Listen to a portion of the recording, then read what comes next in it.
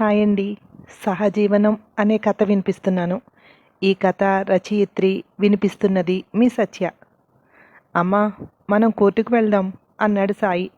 వెళ్ళి ఏం చేస్తావురా? మన పరువు మనం తీసుకోవడం తప్పించి. మనం కోర్టుకు వెళ్తున్నాము అని తెలిసిన వెంటనే మీడియా దీన్ని కవర్ చేస్తుంది. నువ్వు చెల్లి కాలేజీలో దీన్ని మేనేజ్ చేసుకోగలరా? మీ నాన్నలా పరాయి వాళ్ళ మీద ఆశపడేవాడు ఎవడో ఒకడు నేను నీకు తోడుంటాను అంటూ తయారవుతాడు. మన పరువు మనమే తీసుకోవడం ఎందుకు? అంది కోమలి. కానీ అమ్మ, ఆయన ఇలా చేయకూడదు. నీకు డైవర్స్ ఇచ్చిన తర్వాతనే వేరే వాళ్ళతో సహజీవనం చేయాలి అన్నాడు. మాకు డైవర్స్ అవ్వలేదని నువ్వెందుకు అనుకుంటున్నావురా? మీ ఇద్దరి ముందు ఆయన నా ముఖం మీదే నువ్వంటే నాకు ఇష్టం లేదు, లత అంటేనే నాకు ఇష్టం, నేను దాంతోటే ఉంటాను అని చెప్పినప్పుడే మానసికంగా ఆయనకి నాకు విడాకులు అయిపోయాయి. అయిపోయిన పెళ్ళికి మళ్ళీ బాధ్యాలు ఎందుకు ఇప్పుడు? అంది కోమలి. మీది లవ్ మ్యారేజ్ కదా, ఆ ప్రేమంతా ఏమైంది? నువ్విలా అన్నీ పోనీలే అని వదిలేయబట్టే ఆయన ఇలా తయారయ్యాడు. చిన్నప్పుడంటే మాకేం తెలీదు, మాకు ఇప్పుడు అన్నీ తెలుస్తున్నాయి అన్నాడు. నాకు నాన్నంటే ఎంతో ఇష్టం ఉండేది, కానీ ఇప్పుడు నాన్నంటే అసహ్యం వేస్తుంది. ఇలాంటి మనిషిని ఎలాగమ్మా ప్రేమించావు నువ్వు? అంది సవ్య. ప్రేమ గుడ్డిదిరా. ప్రేమించినప్పుడు ఇంకేమీ కనిపించవు. అతని మీద మనకున్న ప్రేమ అంతే. కానీ అటుపక్క వాళ్ళు కూడా మనల్ని మనం ఎంత ప్రేమిస్తున్నామో అలా ప్రేమిస్తేనే కదా.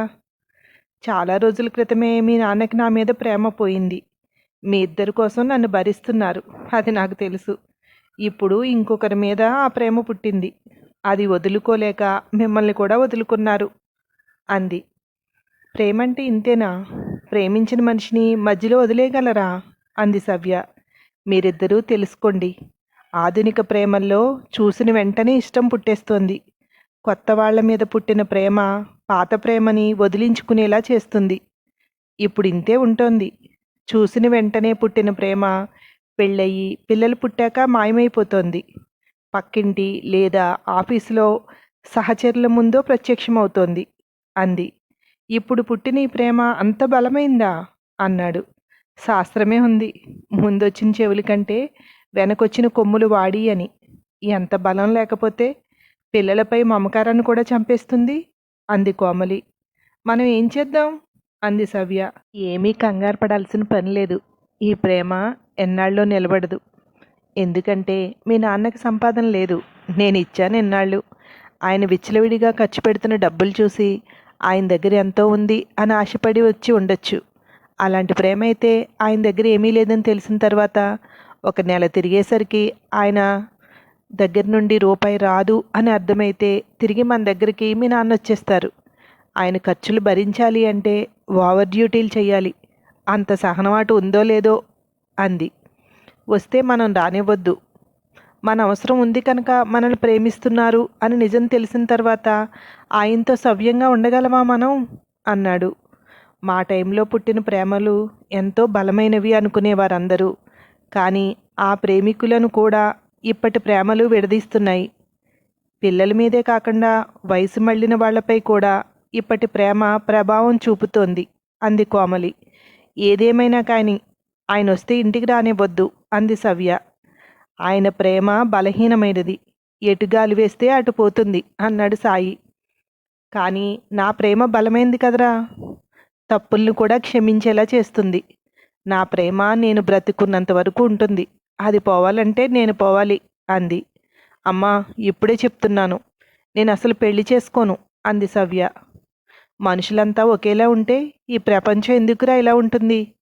అందరూ ఒకేలా ఉండరు, మనల్ని మనలా ఇష్టపడేవాళ్ళు కూడా ఉంటారు అంది కోమలి. నాన్న కూడా నిన్ను ఇష్టపడే పెళ్లి చేసుకున్నారు కదా, ఇప్పుడు ఆ ఇష్టాన్ని లత ఆంటీపై చూపిస్తున్నారు అంది. నీది నిజమైన ప్రేమ అయితే ఆ ప్రేమ మళ్ళీ నీ దగ్గర చేరుస్తుంది అంది కోమలి. కానీ మనం వాళ్ళని మునిపటిలా యాక్సెప్ట్ చేయగలుగుతామా అన్నాడు సాయి. పిల్లలు తప్పడడుగులు వేస్తున్నారని వాళ్ళని వదిలేయడం లేదు కదా, ఇది అలాగే.